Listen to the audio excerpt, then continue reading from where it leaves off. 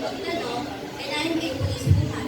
I would like to be a police officer that able the enforcement of justice and law will help people in trouble and those in disputes, to inspire fellow women to join the force and not shy about it, and to make a difference in the world through my work. And I believe in the saying that bravery is not the absence of fear, but actually the face of fear.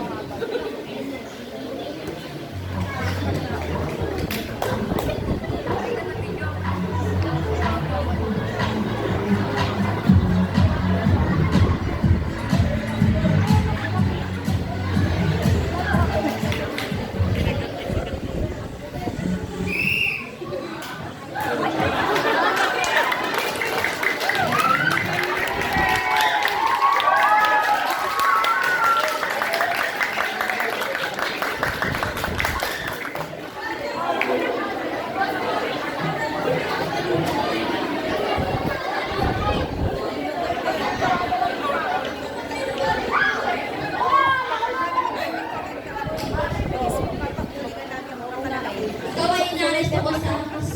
ay inaresto ko sa salang pag-snatching. Ikaw ay may karapatang manahimik o magsawalang kibo. Ano man ang iyong sasabihin ay maaaring gawing pabor o laban sa iyo sa anumang hukuman. Ikaw ay may karapatan din kumuha ng abogado ng iyong napili. Kung wala kang kakayahan,